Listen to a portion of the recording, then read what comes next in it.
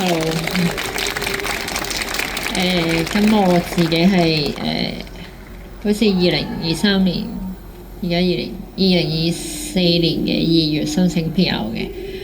咁啊，同阿 Tom 講就係收到嗰啲信啦，就話嗰個Visa 就會半年之內到期咁樣。咁嗰陣都仲係抱住好大希望，即係覺得一定得啦咁樣。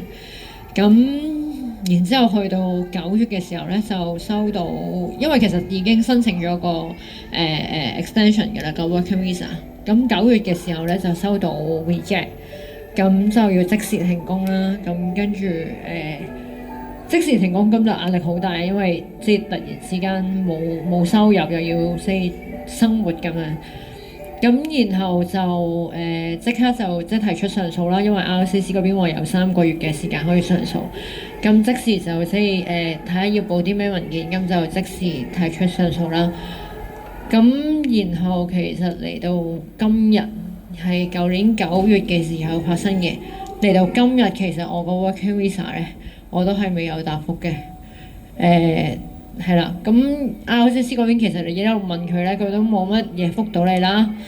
咁然後最新咧，啱啱上次打去咧就話個等候期而家一般嘅處理時間110日啦。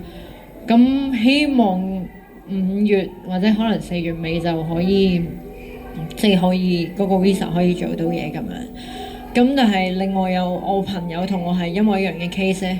佢係我9月俾人 reject 嘅，佢11月俾人 reject，然後佢申請上訴，佢喺2個月之後，佢個 working visa 咧係已經得到即係approve 係可以即係 extend。咁由即係呢兩個 case 咁樣嘅對比，你就可以見到其實 IRCC 佢哋入邊係個程序可能都比較混亂，即係可能。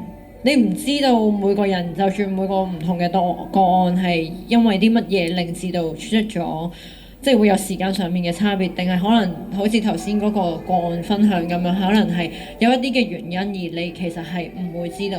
咁我哋香港人可以做嘅嘢就係其實就係不停打電話，不停等，抱住個希望咁樣，係。